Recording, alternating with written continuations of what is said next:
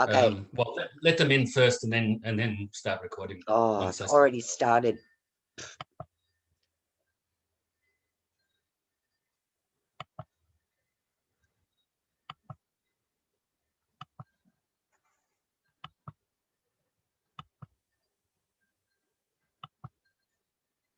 Hi everyone, and also Leanne, you need to mute your audio as well. Yep. Where am I? So Leanne is hosting today's class because Alicia is away. Also, good experience, Leanne. I think it's the third time you've done it now, so really appreciate it. And so we will start the chanting straight away before we do the meditation, and then of course the talk after that. Namo Tassa Bhagavato Arahato SammaSambuddhassa. Namo Tassa Bhagavato Arahato SammaSambuddhassa. Namo Tassa Bhagavato Arahato SammaSambuddhassa. Buddham Saranam Gacchami. Dhammam Saranam Gacchami. Sangham Saranam Gacchami. Dudayambi Buddham Saranam Gacchami. Dudayambi Dhammam Saranam Gacchami. Dudayambi Sangham Saranam Gacchami. Tadayambi Buddham Saranam Gacchami. Tadayambi Dhammam Saranam Gacchami. Tadayambi Sangham Saranam Gacchami. Namo Buddhaya, Namo Dharmaya, Namo Sanghaya. Namo Buddhaya, Namo Dharmaya, Namo Sanghaya. Namo Buddhaya, Namo Dharmaya, Namo Sanghaya. I take refuge until I am enlightened in the Buddha, the Dharma, and the Sangha. Through the positive potential I create by practicing the 6 paramitas, may I soon attain enlightenment in order to benefit all sentient beings. I take refuge until I am enlightened in the Buddha, the Dharma, and the Sangha. Through the positive potential I create by practicing the 6 paramitas, may I soon attain enlightenment in order to benefit all sentient beings. I take refuge until I am enlightened in the Buddha, the Dharma, and the Sangha. Through the positive potential I create by practicing the 6 paramitas, may I soon attain enlightenment in order to benefit all sentient beings. May all sentient beings have happiness and its causes. May they be free from suffering and its causes. May they never be parted from their happiness beyond suffering.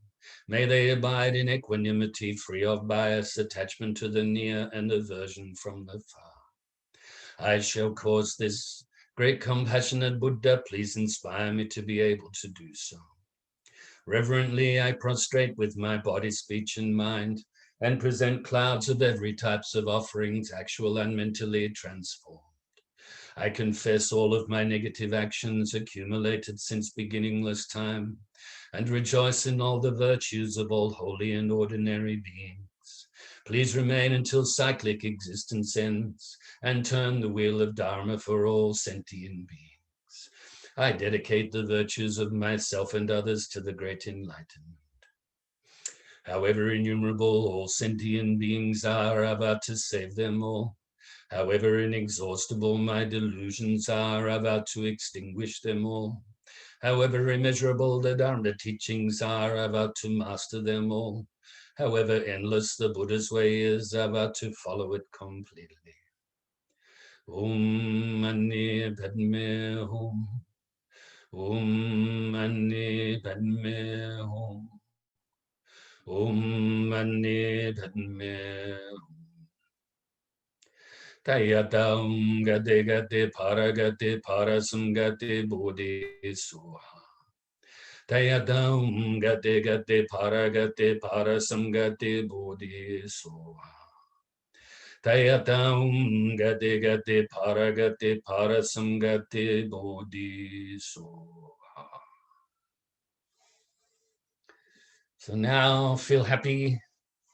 You have done the preliminary prayers and get your mind kind of ready for the meditation practice. Remember, I often say that meditation is getting to know your mind, getting to know those mental qualities that you need to abandon, drop, put down, and also get to know the good qualities that you need to nurture, improve, eventually perfect. An example of that is generosity as the antidote for attachment and greed and self-centeredness. The more your mind is generous, the less the negative qualities are there. With eventual perfection of generosity, which comes with the realization of the wisdom of emptiness, then these negative qualities do not exist, are not there anymore, never to grow back again either. Kind of like taking out the roots of a tree or a plant, really getting rid of all of the roots so that the tree or the plant doesn't grow back again. So we'll talk a bit about that later. So now we'll do the meditation, and you can get yourself comfortable. Remember the Buddha's path, not too tight, not too loose, not too much, not too little. Don't try too hard, don't try too little. Don't put pressure on yourself. But at the same time, don't be lazy. Bring your mind to your body, starting at the feet. Release any tension from the toes, from the bottom of your feet, the balls, the arches, the heels.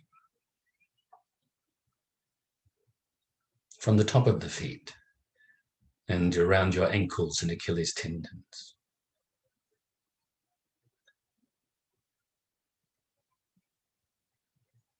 Now bring your focus to your lower leg and release any tension from there, from the calf muscles and the shin areas.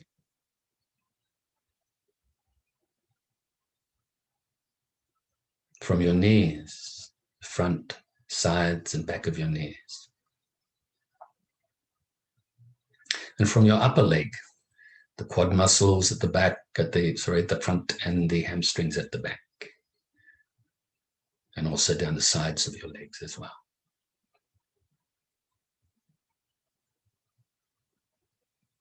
Release any tension from the glutes, the hip flexors, and the groin.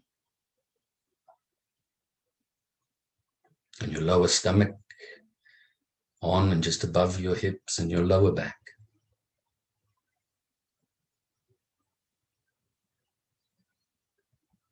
Further up your stomach, your sides, into the center of your back. From your chest area, underneath your arms and your upper back, the lateral muscles and the rhomboid muscles that are in between, on each side, in between the shoulder blades and the spine. And from the upper trap muscles that run between the neck and the shoulders, as well as your shoulders.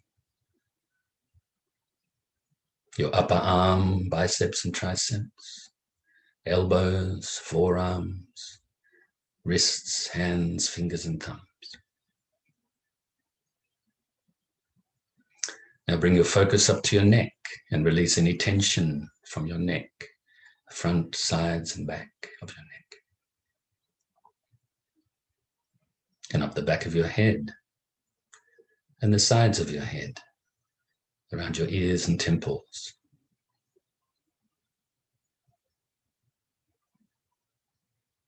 Now release any tension from your face, your cheekbone area, your cheeks. Make sure you're not clenching your jaw, your chin and mouth, both inside and outside, nose, sinuses, eye sockets, and eyes. And make sure you're not frowning on your forehead. And finally, release from the crown of your head. Now let's briefly scan the body from the tips of the toes to the tips of your fingers and to the top of your head, just to see if there's any residue left over, tension that you can release. And then do so.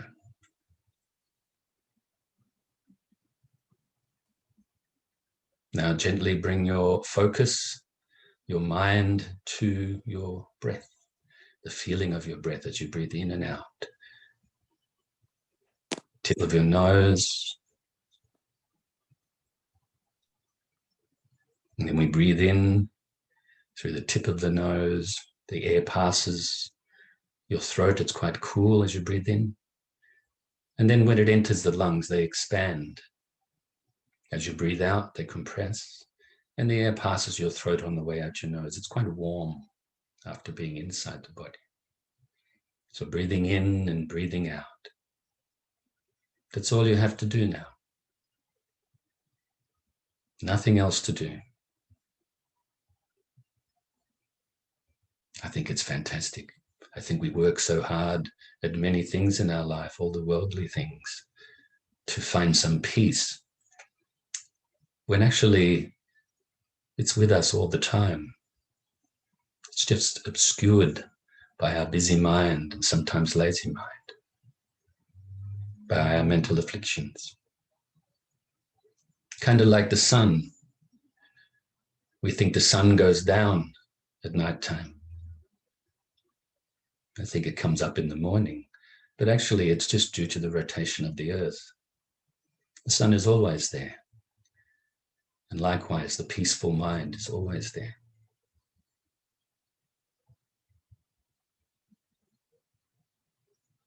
So whenever thoughts appear now or arise, don't cling to them or grasp at them or try to forcefully push them away or deny them even.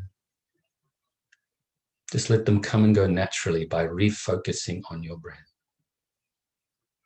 And it's likewise with emotions and mental feelings.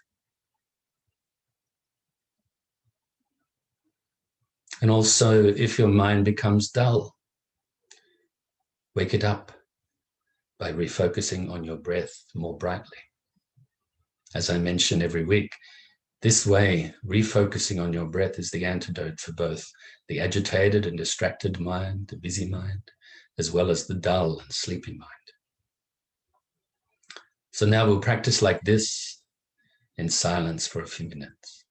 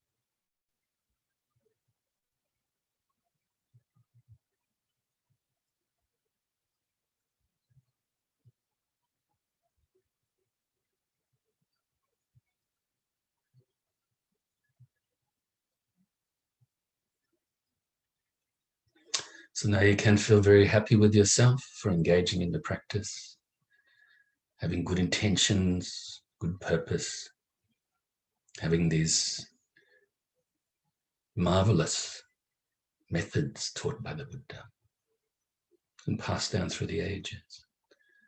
And we can practice them here and now. Fill yourself with friendship and loving kindness.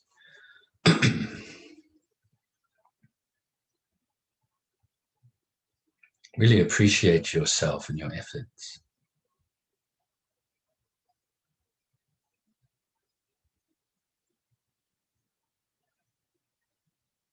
Fill yourself with so much loving kindness that it now overflows and radiates to other living beings like a tidal wave of loving kindness, initially to your family and friends, your loved ones,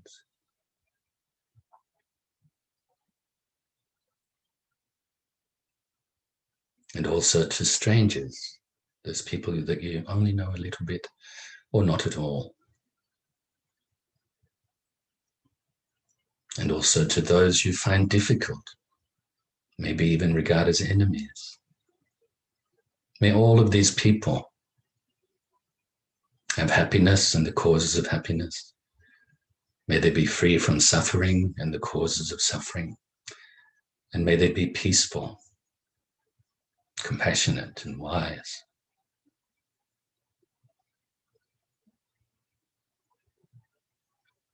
Radiate further and further this immeasurable loving kindness to now include all the living beings that live around your immediate area. Those living beings that live on the land and under the land, in the waters, both the salt waters as well as the fresh waters, fly through the air. Whether they are born from wombs, such as mammals, or whether they're born from eggs, such as the birds and so forth, whether they're born from moisture, like some insects, or through transformation. What I mean by transformation there is, we won't go into other realms, things we cannot perceive as a human right now, but, you know, like a butterfly comes from caterpillar through transforming. Maybe that's a good example, even though we're really talking about other realms of existence. May all of these living beings be happy, free from suffering, and be peaceful. Like I say, like a tidal wave of loving kindness, further and further, gathering momentum as you radiate it out throughout your immediate area and then your state and county and other states and counties and your country and other countries, ones initially that you're familiar with and those that you are not familiar with, until this loving kindness pervades the whole planet. May all living beings on this earth be happy, cause happiness, be free from suffering, and avoid causing suffering. May there be peace everywhere. Now radiate beyond this planet until the whole solar system is pervaded by this universal loving kindness. And other solar systems within this Milky Way galaxy, and other galaxies within this universe, and other universes throughout infinite space. May we all be happy and cause happiness. May we be free from suffering and not cause suffering. May there be loving kindness and peace and compassion and wisdom and the other far-reaching attitudes. May they pervade everywhere. And also be present here and now, and we will recite the dedication prayer. Due to this merit, may I soon attain the enlightened state of the Buddha, so that I may be able to liberate all sentient beings from their sufferings. May the precious body Chitta, not yet born, arise and grow. May that born have no decline but increase forevermore. And may the precious view of Shunyata, not yet born, arise and grow.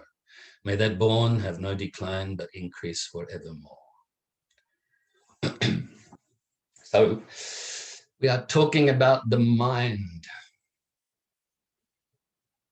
and the training in higher mental stabilization, of which we've already gone through everything. If you missed out on some classes, then just check the videos that are posted on Facebook within a day or so of each class. And we spoke, of course, of the 5 faults that need to be relinquished and the 8 antidotes, which are the means to relinquishing these faults. And we spoke about the different states of concentration, the 9 states of concentration. We won't go into them now. Like I said, just check the previous classes. And so we got to the stage where I said we're finished, but there is no finishing. And till you're a Buddha, until you are enlightened. And then you still continue spontaneously to teach others, of course. But we can now, I'd like to just focus on the mind itself as the object. We use the breath in Anapanasati, or mindfulness of the breath meditation, shamatha, calm abiding meditation. We use the object of the breath there. But now it's actually, if you look at it, utilizing or recalling the 4 foundations of mindfulness, satipatthana in Pali. There's our form, which is our body, and the breath as a physical object, and the body is a physical object, and then the feeling that this gives rise to, and the mental feeling it gives rise to. So now we're into the mind with the feelings. And then, of course, the 3rd of the foundations is mind itself. And then, of course, the 4th is the phenomena of the mind. Okay, so, or mental activities and the objects and so forth. So the mind is the object. Interesting, isn't it? You think about the breath. If I can just use that as the example. As just mentioned, you have the feeling of the breath. Then you have this inside the mind, mental feeling. So you could say, in a sense, that the breath that you're focusing on deeper and deeper and deeper actually is like the image of the breath in the mind. So you're going deeper into your mind. I just share with you that the mind is vast. It's not limited. Now, of course, I'm not talking about the conditioned mind. We're talking, we can say the enlightened mind. We're just using these words, mind, chitta, or something. We have to use words as human beings so that we can understand and then go beyond this. Because actually the unlimited, you could say unlimited, infinite, enlightened mind is, you cannot use words. It's inexpressible. You can't think about it even using concepts. So it's unthinkable. That's why we call it paramita, as we perfect all of these perfections along the way. Paramita, to the other shore. In other words, meaning beyond. So this is like wisdom gone beyond. So, but at the moment, of course, our mind is conditioned by our past and present causes and effects. So karma and vipaka. Vipaka means like the fruit of the karma. Karma vipaka, the fruit of the karma, or the effects of the karma. It's actually a mistake in the Western countries. I've noticed some people say, "Oh, it's karma." Let's say, for instance, something. Maybe they bumped their head or something, hurt themselves. They go, "Oh, that's my karma." No, actually, that's the effect of the karma. Karma, it means cause or action. And then, of course, there are consequences or effects of these actions or causes. So we have the conditioned mind right now, conditioned by cause and effect and conditions themselves, habitual tendencies and so forth. But if we can start to look inside the mind, Like I mentioned before, using the example of the sun is always there. Your wisdom is always there. The enlightened mind is always there. It's not something you have to go and get. To quote myself from previous classes, there is enlightenment, but no enlightenment is there. Like the horizon. We look at the horizon and we want to go to the horizon. We start to go to the horizon. And when we get to what we think, we think the horizon was, we look back, now the horizon is where we were. So actually here and now, there is enlightenment inside, here. It's not outside, so no enlightenment is there. So the mind as the object of meditation. It's, you could say identity is vastness. We're still working, like I said, with the conditioned mind. So we have this identity. My mind, your mind, our minds, their minds, and so forth. It has the mind, as you go further into it, you can start to realize it has no form. There is no identity. Moment to moment to moment of consciousness, called conscious continuum. Conditioning this moment, conditioning the next moment. And this moment, of course, was conditioned by previous moments. This is the conditioned mind. Like the waves in the ocean. You have the waves on the ocean being blown around by the winds and the currents and so forth. But the deeper you go into the ocean, the more still, the more clear it becomes. And so no form, there's also no shape to the mind. It's not a circle. It's not a square. It's not triangle. Is it like a triangle? It's not shaped like, what do they do these days? Like a love heart or something. It's not shaped like anything. It has no texture. It's not rough. It's not smooth. It's not like if we didn't shave. That for the men. There's no texture like that. Also, it has no color. Even though we human beings, we're Buddhist practitioners in certain traditions, we give color to the enlightened mind. We normally blue color. But this is just symbolic. This is just because we need to have these images to be able to perceive something because our mind is conditioned.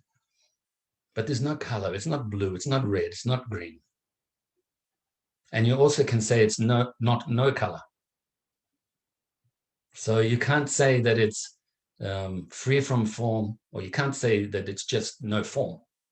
You can't say that it's no texture, no shape, without saying that it's no color, no form. Because this is dualistic thinking, isn't it?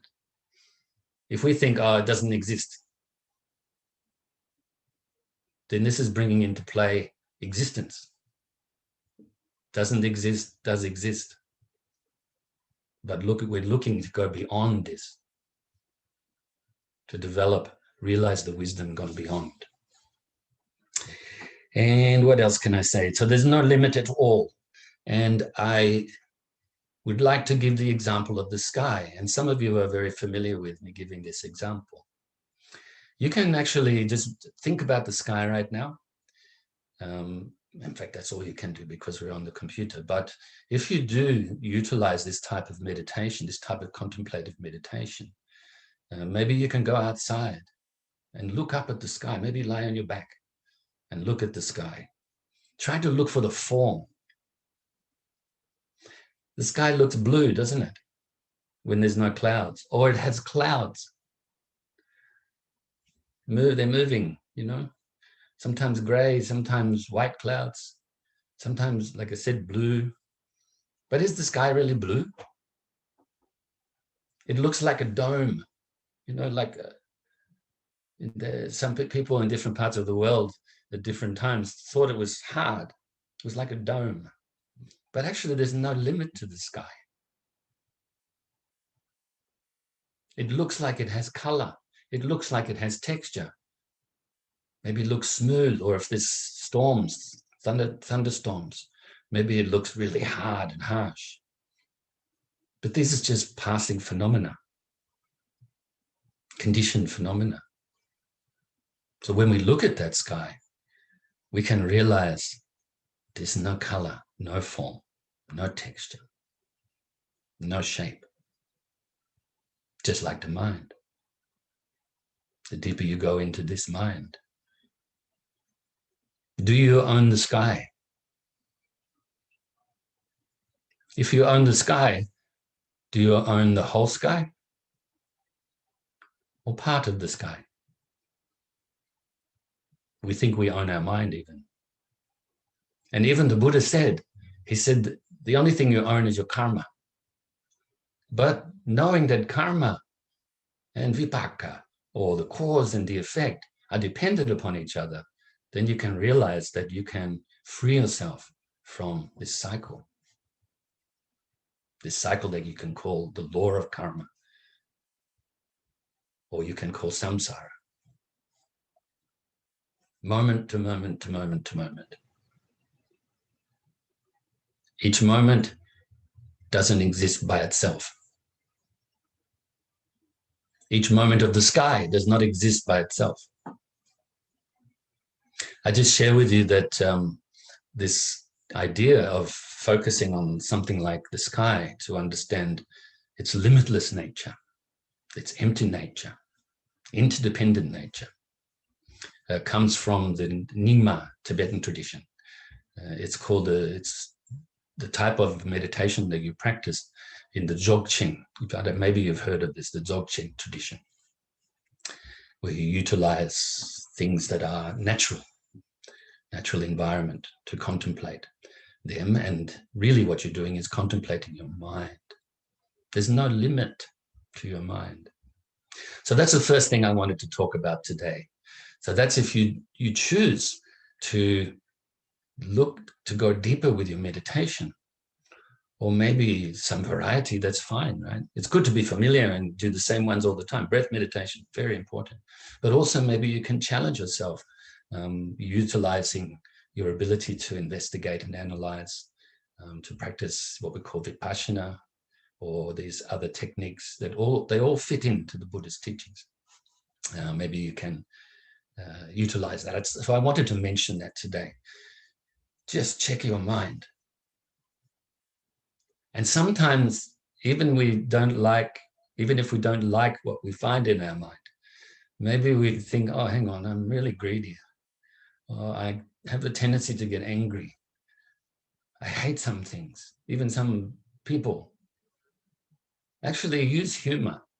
Recognize that and say, okay, I'm going to stop that. I'm going to slowly decrease that by applying the antidotes. But also, it's good to laugh at ourselves inside. Maybe if you're in public, don't do it out loud. Maybe some people think you're crazy. Not that that really matters, but actually inside, you can laugh at yourself. You know, sometimes you think, oh, I'm so good now. I practice meditation. I'm very moral. I'm improving all the time. And then all of a sudden you fall backwards a little bit. Or maybe you wake up a little bit and realize you still have these mental afflictions. You can laugh at them. Because ultimately they do not exist. They are only habitual tendencies. They are your mental habits. That's all. So don't give them more life, you know. You know, I give an example, you know, some of those people that behave badly, politicians in different parts of the world. I always say that we shouldn't report on them. Don't give them the airtime on the TV. And then they will probably just go away. All of their propaganda and their lies and things, they're not prevalent. Because what the press are doing by giving them the airtime is they're boosting their ego and boosting their thoughts of being powerful and things like that. So it's like that with our mental afflictions. Don't add to them. You know, recognize them and then poof. I like to say that our mental afflictions are very shy. As soon as you pay pure awareness to them. Now, pure awareness, I'm not talking about judging yourself or anything. As soon as you pay this pure awareness, they go away. For instance, anger. If you apply patience and kindness to yourself and to others, to this anger, which comes from dislike and hatred, it goes away. That's proof that it doesn't exist as an entity by itself. It's empty. It's empty nature. So the other thing I wanted to mention, I got a question. We have about, I think, 2 minutes left. I had a question through Messenger on Valentine's Day. I think saying, do you Buddhists, this came from a Buddhist, but do Buddhists celebrate Valentine's Day? Well, first of all, Valentine, obviously, Saint Valentine, it relates not to our tradition. It relates, obviously, a saint is, a good person, good practitioner in the Christian traditions. So, we don't really pay attention to that. And the idea of a saint, for instance, in Buddhism is a little bit different. You could say a saint is like an Arahat. Or even you could say Shotapanna, the stream enterer, or Sakadagami, or Anagami, right? Like this. So a stream enterer, a once returner, a non-returner, or an enlightened Arahant. Okay, so you can say we use those words saint for these beings. And so now I think 1 minute only. So I'll pick this up next week. I will mention this question to you, but I'll answer it properly next week.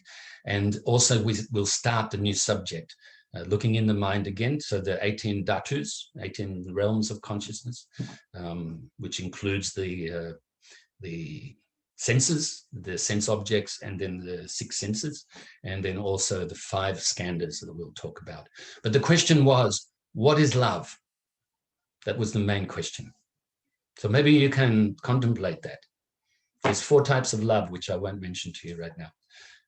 3 of them are conditioned, and then there is Mahamita. So that is the one we are looking to develop.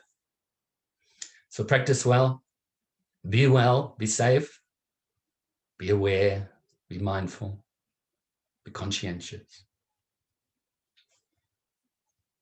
Namo Buddhaya. Namo Dharmaya, Namo Sanghaya.